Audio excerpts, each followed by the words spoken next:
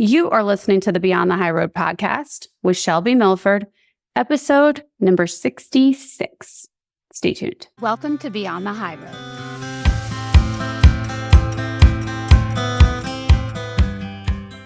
Hello. How you guys doing? It is January of 2024, y'all.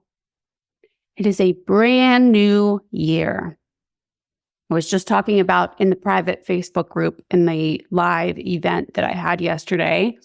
And I think I was talking about last week a little bit too. I used to not look forward to a new year, new months, new weeks, any of it.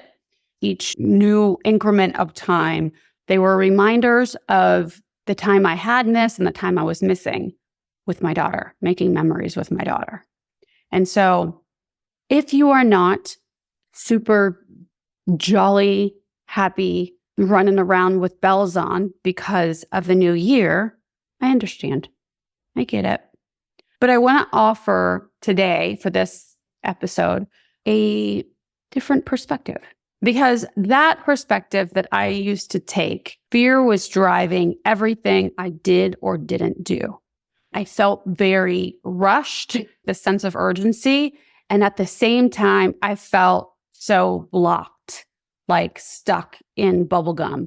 Basically, what I'm saying is that perspective sucks. I mean, it sucks to be in that spot. I don't mean that you suck for having that perspective, but it's just it's not a helpful perspective to live in. I find it much more refreshing to come from a place of creation. So I'm going to tell you guys a little story to begin with. Early in my adult life, I learned how to ride a motorcycle. I was with a guy for a long time who rode a Harley, and all of my friends rode Harleys. This is down in Miami. So then I eventually got my own Harley, and then I got another one. Then, maybe a couple years before I got back together with my daughter's father, I stopped riding. I sold my last one and hadn't ridden for up until the Alienation had started taking hold and my daughter was back over with her father, right? So my daughter must have been around 9 years old when I decided to pick up riding again. This is when I was living in Austin, and I lived in South Austin, and I had to go up to North Austin to pick up this bike. And then I had to drive it back down south after I bought it, took it away from the showroom. I rode, I can't even tell you how many hours I rode a bike earlier on in adulthood. But between then and selling my last bike, it was 10 years. Actually, it wasn't that long. I hadn't ridden a bike, right? So I go up to pick up my bike, and I was driving it home, and I noticed that I had a problem. I couldn't turn right. Every time I turned a corner, I remember pulling out of the showroom of this place. It was inevitable that I had to turn right, and I had to go around to get up and get on the highway. And my right turns, it felt like, in gymnastics, they call them the twisties, right? And I think that, like in baseball and in other sports, they're called the yips, right? All of a sudden, a skill that you know very, very well. For me, I rode a bicycle before I rode a motorcycle. I mean, I'd been riding a bicycle forever. I knew how to turn right. This is not like it's a very basic skill, but I forgot how to do it. I would go into panic attack every time I had to turn my bike right. The craziest thing. Now, I will say that this bike, the one that I purchased, I needed to take it home and put a lowering kit on it. So it was higher up. And I think that I definitely was a little bit scared to come to a full stop, because then I would have to lean the bike over. And if we're talking about a bike that's over 1,000 pounds, it's a lot. It's a lot of weight. So I was a little nervous about that. But I knew also, at least with right stop signs, that I could kind of coast through and just go right anyway. I get on the highway and need to exit off of this very high overpass and take one of the big interchanges in any major city. But this was a brand new one, and it was so high up. I'd never actually been on that particular exit overpass, was going to a toll road anyway. And I almost died. I truly, honestly, almost died right there on that overpass. It was a big, long one. It was going from one highway to the next and over. And I kept thinking I had to turn right, but I couldn't. My bike kept wanting to go straight. I stopped traffic. It was like a one of those 2-lane overpasses, exits, whatever it is. I was going so slow, and I honestly almost fell right off of the overpass and killed myself. Died a very horrific, tragic death from just buying this bike that I couldn't turn right on. Needless to say, I got home without dying and promptly parked the bike in my driveway or in my garage, never to be rode again. I worked on it. I put the lowering kit on, changed the handlebars.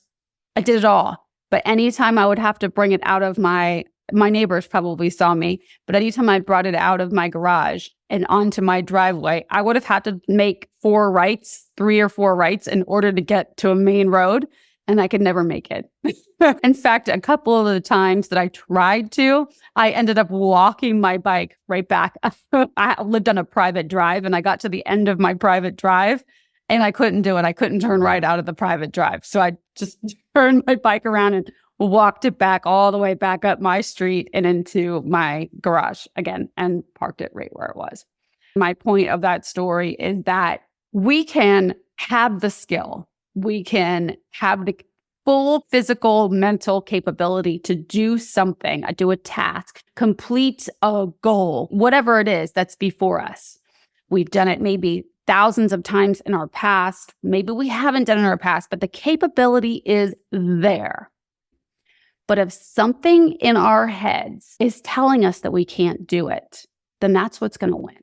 That's what's going to win. If you've got something up in your brain, the committee up in your head, discouraging you, telling you that you can't do it, that you're not good enough, that you're so silly for even trying, you're stupid, all of the things that nobody really wants to admit happens, the shamey stories that go on in your brain and my brain and everybody's brain, when we're listening to that part of us, then we're going to have a very difficult time imagining and completing the goals and living into our full potential. Okay.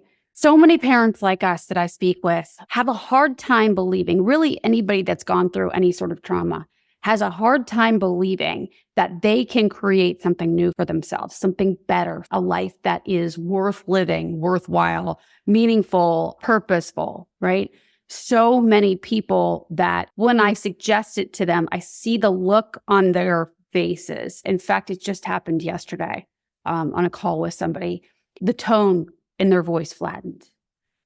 Other times I will see people's faces, their eyes glaze over as I suggest that it's possible. It's possible for you to create something bigger and better for yourself, a life that is worth living even while experiencing the grief of alienation, even while our children are not home with us, home with you. You still can actually create this amazing, beautiful life for yourself. And like I said, when I say that, when I suggest that, I get oftentimes the glazed over look on people's eyes. And what I think it is, I did a lot of reflection over this past month about when I started this whole journey.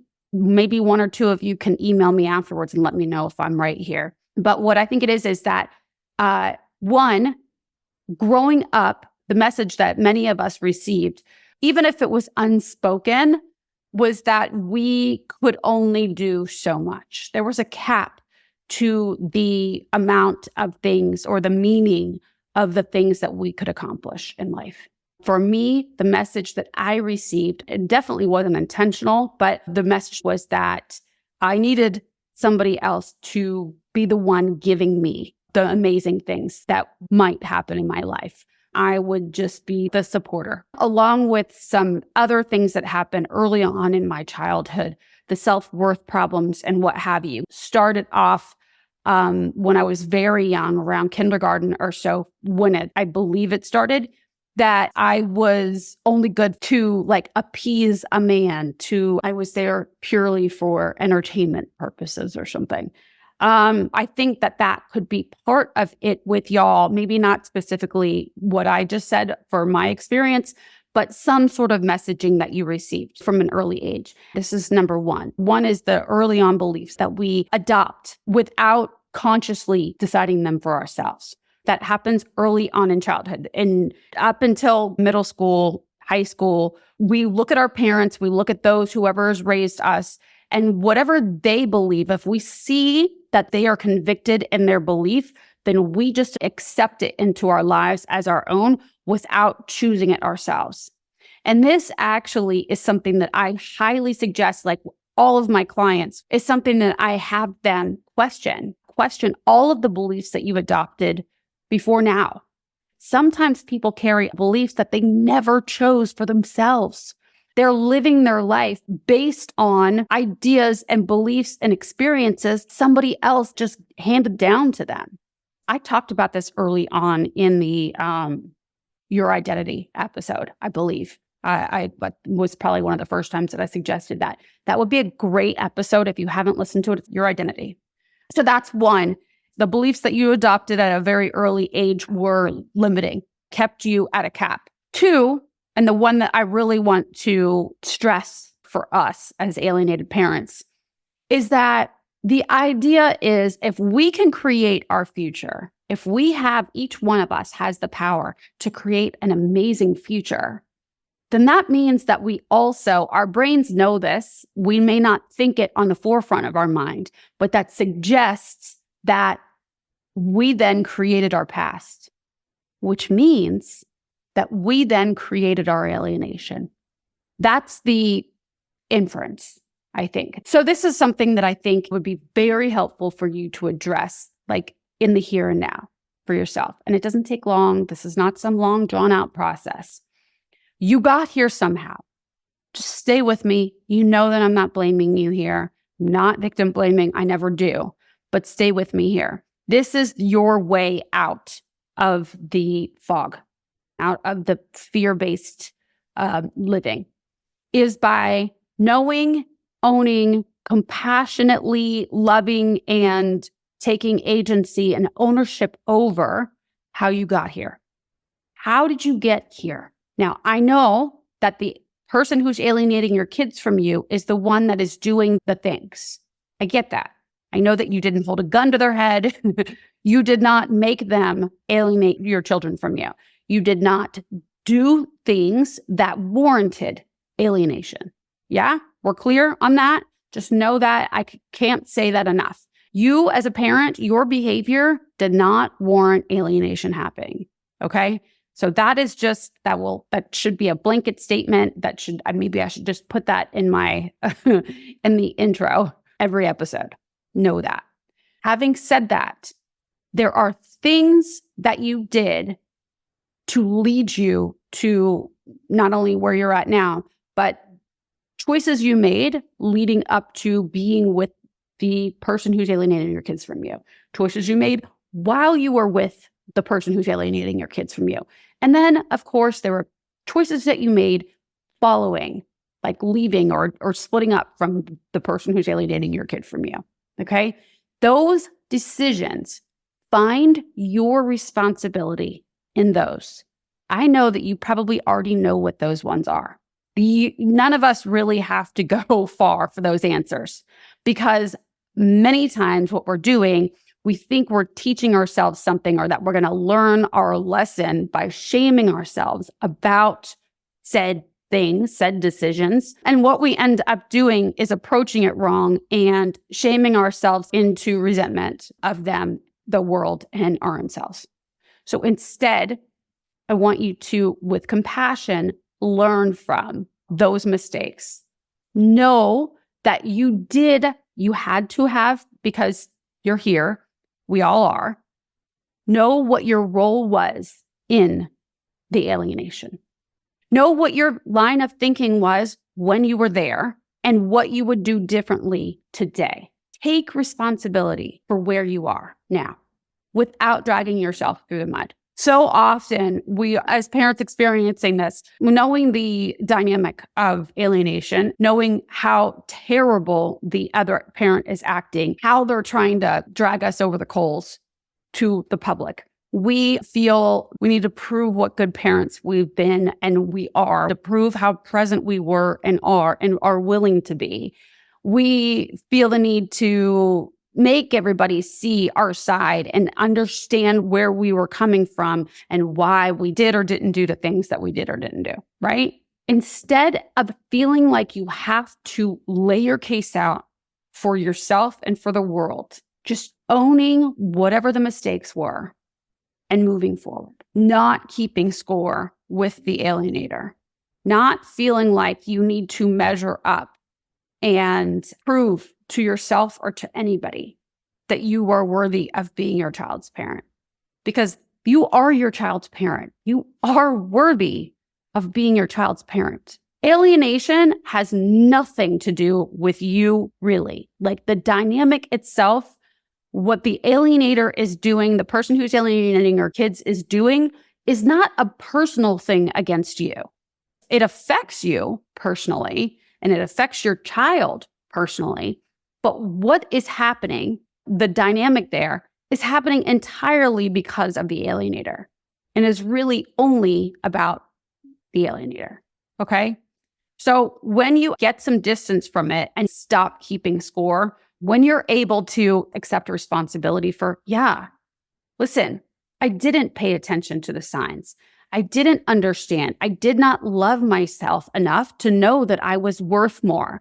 I did, for me, I did numb my feelings by going drinking and then dancing in bars at night at the clubs downtown. I did do that. I wanted to escape my life, the reality.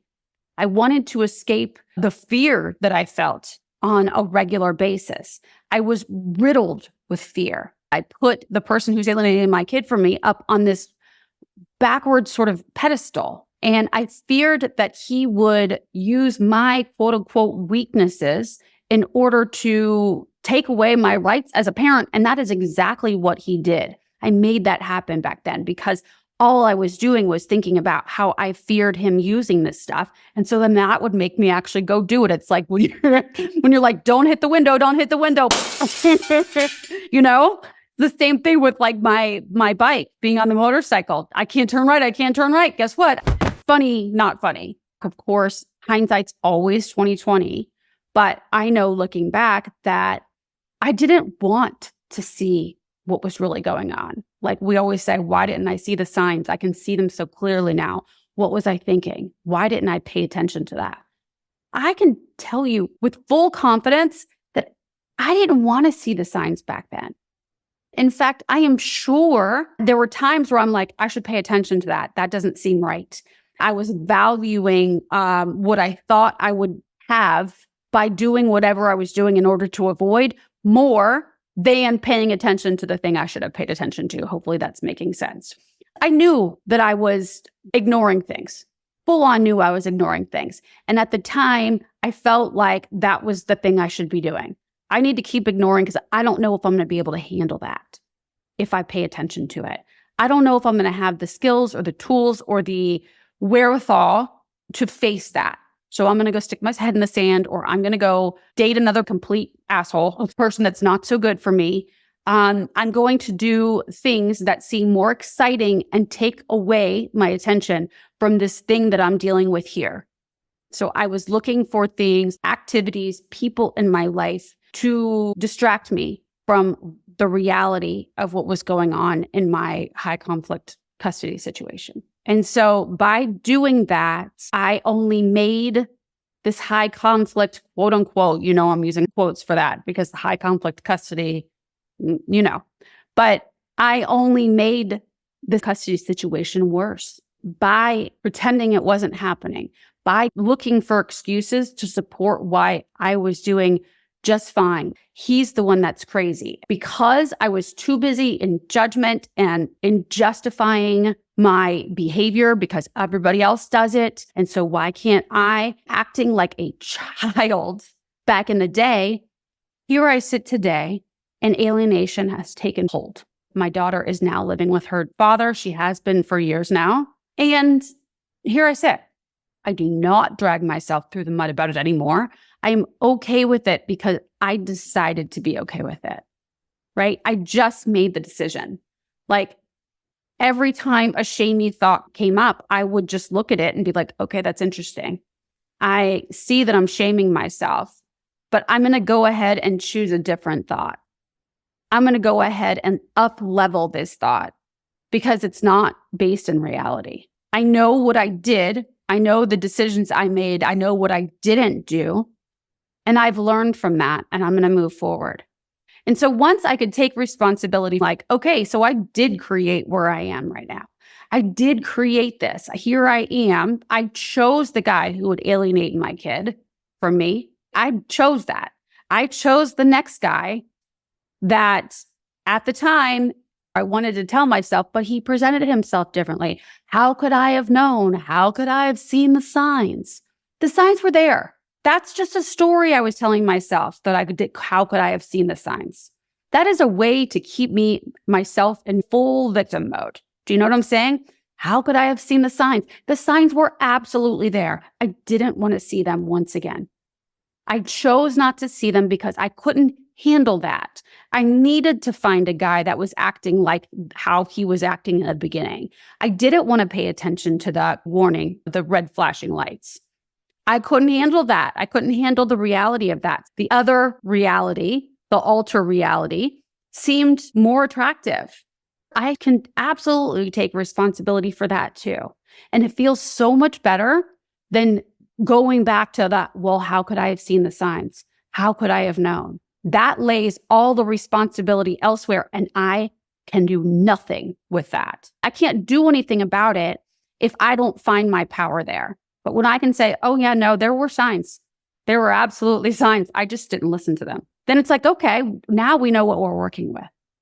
Now we know where we can go from here. I chose way after the fact, only a few years ago, to start learning from each one of these little micro decisions to ignore or to shove it under the rug or to stick my head in the sand, circumvent the discomfort in the moment back then. And so what I realized is this for me was a theme. And so now I pay attention so that I can start creating something new for myself.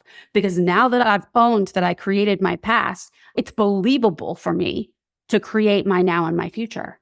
Our minds are so powerful. Your ability is there. You already have the ability. Your capability is infinite. I think I might have mentioned this in the last episode. I think I said something like, we only use 10% brain's capacity or whatever.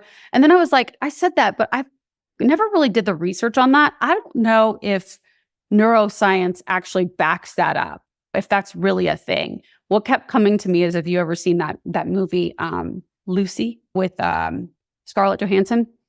Anyway, that movie is what I was really thinking of when I said whatever I said. I think it was last episode. But either way, I know for sure that we have so much capability, so much power to do things that we never thought was possible, right? We underestimate ourselves so often, especially coming from trauma, unresolved trauma. We don't dream high enough for ourselves. We dumb ourselves down for fear of failing. But I want to offer too that maybe failing should be the goal, right? Like, what is wrong with the fail if you're willing to learn? Just like I'm learning from my past. I learned also each time I went back to court throughout that 10 years and $200,000 plus, it was like banging my head up against a wall. You know how in court, if evidence has already been used, then at least in Texas, you can't again represent that same evidence if it was already used before. But each time, like, there were opportunities for me to go back and dredge up and show a pattern of behavior with the person who's alienating my child from me. There was absolutely an opportunity, many repeated opportunities for me to go back and spell out the whole pattern. But I didn't. Time and time again, I didn't. You want to know why? Because I was scared that if I opened that can of worms, then he would open a can of worms. What's good for the goose is good for the gander, sort of thing. I was living in fear each time I went to court that if I was to go down that road, then he would out me. So I tried to circumvent that in order to avoid discomfort in the moment. And that also, I will tell you right now, this is one of the biggest regrets that I have now learned from. This was a huge lesson for me. I mean, it only took me how many times of going to court? I mean, 6 different hearings, 7 different hearings over the years of me going, nope, we're not going to go there. I'm missing out on all these opportunities to show a calculated pattern of behavior on their part, which could have turned everything around for me.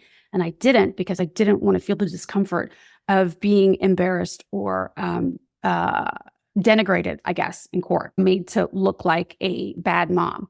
But I would take that any day of the week now, because now I've already gone back and cleaned up all of any shame around any of the decisions I made before. I wasn't willing to own that stuff back then. And that got me to where I am today. Okay. So that's what I'm talking about. All of this stuff, you do not have to live your life in fear based on what people know, your ex knows, or the community knows, or whatever is going on for you. You don't have to continue to live your life in fear. You don't have to shut the door and keep the skeletons in the closet anymore. You don't. In fact, when you set them free, I'm telling you, life is so much better. It's like a weight lifted off your shoulder. There's no hiding now. It is what it is. I am what I am. And I love who I am. None of my ideas or my beliefs are from, well, maybe I can't say none, but most of my beliefs now, I have pulled them all out and decided on purpose whether I want to continue believing these things or not, right? I am all me, like every part of me, I own it. And I'm suggesting this for you too. And it feels so good because I know that every decision I made, even back then, I made those decisions because I was trying to protect myself or protect my daughter in the moment. Always. I know that. And I'm guaranteeing the same is for you. The only reason that we do what we do is because we think it's the safe bet. We're trying to avoid, it's just the way the human body, the way that our nervous system and our brain works, our survival brain works. We are going to do whatever it takes to keep us out of danger. Does that mean that like later on we could have made a better decision? Yes, that's what we learn. You don't have to shame yourself for it. Because the more that you shame yourself for that stuff, the more you're going to be psyching yourself out and not being able to turn right. You know? So owning your past will do wonders. It can only bring you to higher places. When you've taken yourself out of that, I should have seen the signs, I should have known they're so evil, and turned it into they are who they are. I don't need to figure them out. But I know for me that there were signs, and I didn't want to see them at the time because it didn't seem safe for me. I didn't want to go there because in order to do that, I would have had to feel discomfort. And that discomfort seemed inaccessible, impossible for me at the time. But now I know different. Now I see what I was doing. And if you're able to look at yourself with compassion, then you're able to understand and also give yourself the grace to move forward in an up-level way now and into your future. Okay? So hopefully that'll help you for looking at your 2024, being able to see your past self in a new light. And then also your today, taking stock of today and moving forward. What can you create moving forward? Because you did create your past. You created where you are right now. And how can you change that and create your future to where you want to be? Okay.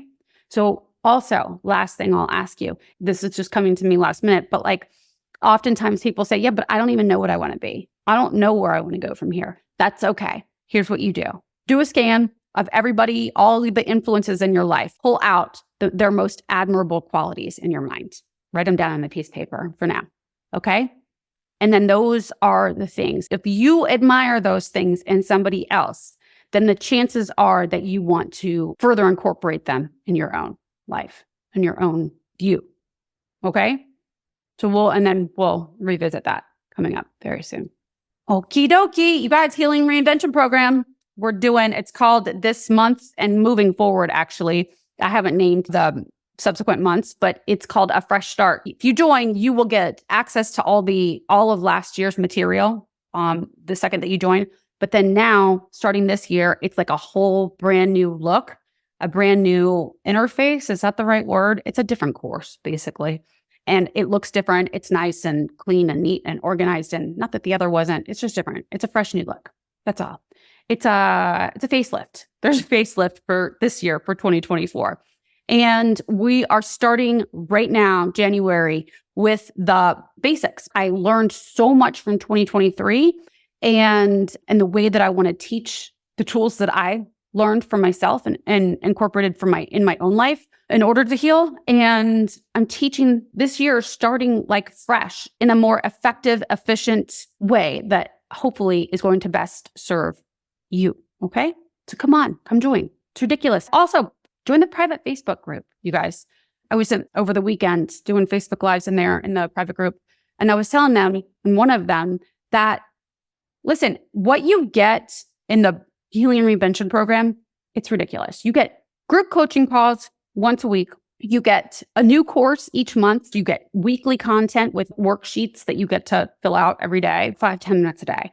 But it's content that you're following that's dripped out to you with videos. And then you get a private podcast that comes to you weekly, right? Not this, it's a private podcast. And then I'm going to be starting in February. You're going to be getting a podcast like this podcast that you're listening to right now. In the Healing and Reinvention program, you're going to get a podcast study guide for each episode that comes out. You're going to get a study guide that comes along with it. Okay. And so that way you're actually taking these principles and applying them to your own situations in your own life. So it's like all this extra learning. Also, I'm doing worksheets and thought prompts for each coaching client that you hear on the group coaching calls so that you can apply all the things that you learn on the call, here on the call, into your own life. Like there's just so much that you get, This is way more than I ever got in any of the group coaching programs, memberships that I belonged to before now. And they were all at least $350 a month. $350 a month, and you're getting this for $107. Listen, I know what y'all have been through. I know how hard it's been, and I know how much money you've spent, how hard it is to, be paying child support and whatever it is that's going on. I'm not trying to put anybody out at all. But I also have to live. And also too, I do believe that if you're not paying for it in some way, if there's not something that you're giving up, then you're not going to end up applying the stuff. There's a science behind that. There must be a sacrifice on the part of the person that's doing the work, right? Unlike for you. So the $107 a month is such a reasonable, fair deal for all the things you get. Like I said, the cheapest one that I've even heard of, it was $350 a month to get half the stuff that you're getting in this group coaching. Also, if you wanted to do private coaching and the group coaching is not for you, you know that there's always that too. More expensive, but it's there. It speeds up your process. If you want results like stats, that's what you do. Private coaching is your best bet. Okay, so that's it. Join the private Facebook group if you want to get in on the lives. And actually join it too if you want to see, like yesterday, I did a private Facebook live session that I had a couple clients come on. And so the others that are watching that video get to see what a coaching call is like firsthand, right? Get a little taste of that. See what that experience is like, just in case you're like not sure and you're like, I don't know if I want to. It's a good way to see. And that's free. Just join the private Facebook group. There's no selling going on. There's no weird creepiness. There never is. I promise you that. So yeah, join the private Facebook group. Come on, y'all. The link is below. Okay, that's all. I'll shut my face now. Bye. Thanks so much for listening today, guys. I'm honored that you chose to share your time with me. If you like what you've been hearing and you want more, come join me in the new monthly membership, where we take the concepts that you hear about here and, using a logical framework, you learn to apply them to your specific situations, upgrading your thoughts and your life, even while experiencing the grief of alienation. For more information, go to beyondthehighroad.com. See you soon.